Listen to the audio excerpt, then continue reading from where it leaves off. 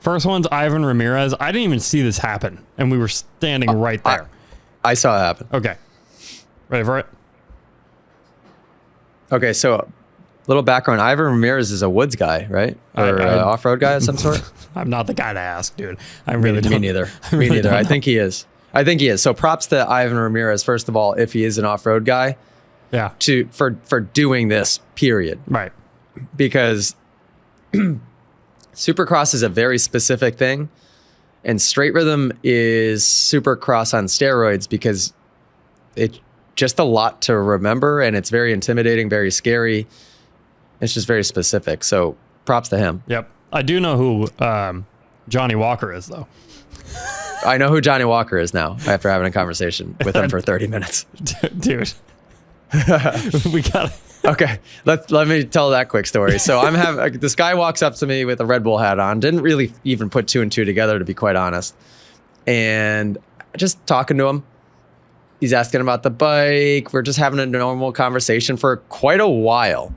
And everybody else is also actively engaging in this conversation. So Jackson's in the conversation. Dan's kind of right there. Cam's right there. I didn't know this, but they all knew who this guy was. And we get into a conversation about Erzberg. And I go, oh, it'd be a cool team building event. And I look at Jackson, I'm like, that'd be sweet to have everybody go to Erzberg and just try to do it. And he starts talking about Erzberg, and I go, oh, you've done it before? And he goes, yeah, mate. I've won it 4 or 5 times. I go, oh, what's your name? Wow, and this is deep into the conversation. Ooh, what is this? What is that? So sorry, Johnny Walker. Super cool guy. Very cool guy. Of course, Jackson, myself, the rest of the crew is like, whoa, that's Johnny Walker. Like, what the heck is he doing here? Oh, and I just had no idea. So yeah, those of you that do off-road, we'll have Johnny Walker at a school. That'd be fun. I was talking to him this morning a little bit. So yeah, we'll make that happen.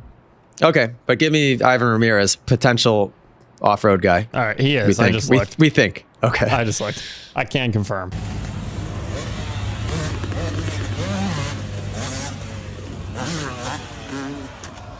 Holy moly. Yeah, what happened there, eh? Yeah, my guess is that I think his suspension setup was probably too soft the entire time. He probably did like a half-ass version of a Supercross setting. Yeah, dude, he bottomed so bad if you go frame by frame. Yeah, he jumped a little deep into the pocket, number one, which you can get away with if you have Supercross suspension because it won't go so deep into the stroke. But the setting he had, that looked like it blew through so much, which it's then going to react. It's going to send you front end high. And usually it also sends you front end high, but like off to one side. So by him throwing the bike, that was definitely a good move. But I bet you that was mostly bike setting. That was a very steep, harsh pocket because you were jumping off of a jump that was like this. It was like sloped, right? Everybody else was jumping to the top of that tabletop. He was trying to jump and land in just double it and land in that steep, steep pocket. So he's coming. And then the next one, once you land on this downslope, was then just the sharpest little lip ever because it was the tiny plateau that you were trying to land on top. Mm-hmm. Because nobody else was landing in that pocket. Everybody, even 125 guys, all started jumping, tripling up onto the plateau. So he jumped the ski jump. So he had the wrong angle, wrong trajectory in the first place. Went a little deep, and then with that suspension being that soft, it would just blow through, and then it would send you straight into a loop out. Yeah. And in that situation, in Supercross, not knowing what you're going to land on, throwing the bike is actually a pretty good move. Because otherwise, who knows where he would have landed, and then that problem would have just then continued. That would have been the beginning of his crash, where when he threw the bike, that was the end of it. Right. Had he stayed on, that would have been the beginning of that incident, and then he would have then probably overshot the next tabletop like this, which would have then endoed him, and he would have been endoing into 3 jumps later. Right. Yeah, I wonder if part of it was like him trying to get up onto that table. I just imagine this being his first attempt to get on that table. I don't know if that's true, But it kind of looks like it. It looks like it would be. Yeah, I don't know. Which that would be scary to do an on And off. a guy, and I'm sure this guy is very, very talented at jumping, but a guy with a little more supercross experience would also know, I think, or at least I would, when you were trying to double in that pocket, if you overshot that pocket by the tiniest bit, you could not try that next jump onto the next tabletop. Not because you couldn't make it speed-wise, but because your suspension didn't simply have time to go through the stroke and put you in the right spot. So, okay. Fun. We solved that problem. Fun. All right, so this next crash I'm a little upset about. I don't know what you're about to show me. So this would be during the GoPro course preview. You were mic'd up and filming all that stuff. I went to put it in the vlog last night, and GoPro took the footage. I don't even have it. What? They took it off the card. No. Isn't that lame? Just that one clip? All of that GoPro course preview stuff, they took. Oh. Okay, he didn't mean to, right? I thought they were just going to copy it off the card, but they actually took it off the card. So that stinks. But the vlog's almost done. I'll send it to you later. And it's good. It's too long anyway. You know what I mean? But you talking through the crash would have been really funny. But yeah. Oh, well. All right, okay, so let's see. This is Jackson's angle. So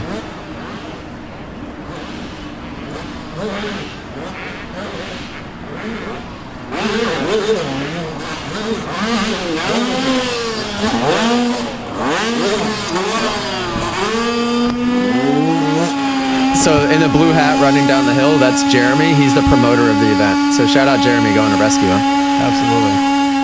How that bike didn't blow up is beyond me. What was his name again? Josh Thomas, was it? Something like that. It's a very nice guy. And I feel like it sounded as though I've met him before, but I just have a horrible memory. Anyhow, his bike didn't seem like it was running completely spectacular either. When we were doing that course preview, I was on rider's left. I had fully intended, I think, on just going 2-2-2 all the way through that. I didn't know he was gonna, but this was either his first time attempting it or he was gonna go bounce 2 triple, which turned into the race line. When he went bounce 2, he went just a little bit too long. And on the 125, you had to land perfectly at the top of that downside to get all of the drive you could up into that. And when he went a little too long, not only were you at risk of bogging, which did happen, but you just didn't have the speed to clear it. So he still went for it. Bike bogged a little bit, which at that point I'm like, oh, he's not even. Miraculously, he was actually still pretty close to clearing it. Leveled out. I don't know if he tapped his rear brake in that clip or not, but he did a great job by leveling that bike out and plowing into it front tire first. The way he cased that is exactly how I would teach any student to case a jump, especially a steep jump like that, because had he had not landed front tire first, that crash would have been 100 times worse. In fact, that crash shouldn't have even happened. He kind of just almost like gave up on it after the fact. Cased it front tire first. Maybe he hurt something on that impact, the initial impact, but then he bounced and I think his foot slipped off. I'd have to watch it. I'm breaking this down, guys, on my iPhone, looking at his iPhone, which is 15 feet away from me on a chair that's over here in the corner. So I basically guessing. And his foot slipped and then he just plowed into the next one. So that crash happened because of, not the case, that crash happened because of what he did afterward. He cased it perfectly. And most people in that situation, especially this guy, I don't think this dude's got much supercross experience. So props to him for knowing how to case a jump. And yes, guys, I get argued on this constantly. In fact, somebody on Instagram argued me on it so much where I said, well, do you have a clip of you? And maybe I could just, let you know what I see. Because he says, I cased a big triple the other day and I rode out. And I go, well, do you have the clip? He goes, yeah, matter of fact, I do. Tags me in on Instagram. He cases this pretty big triple like this and explodes himself into an endo.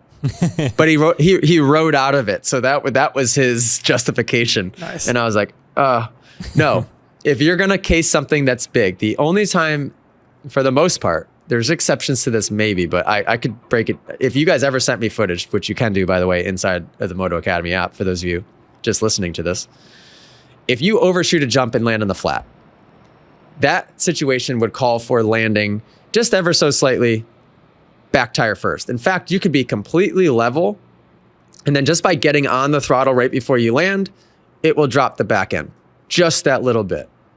That's how you would treat a flat land. Or if you case the tabletop so badly that you mistimed it so badly that you're essentially flat landing, right?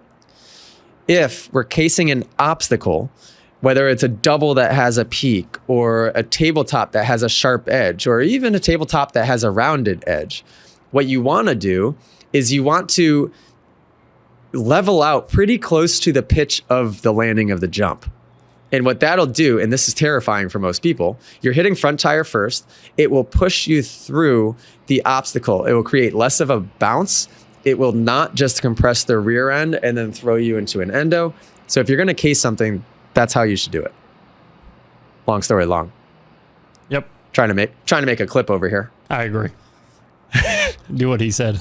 Doesn't sound right, but do it anyway. It doesn't sound right, but I promise you, send me any clip of you riding that you want, and I'll be able to tell you what you did wrong in that situation as far as bike pitch, and why landing front tire first in that circumstance would help you. If you guys are enjoying these podcast clips and you want to watch full episodes, you can subscribe at club.themotoacademy.com.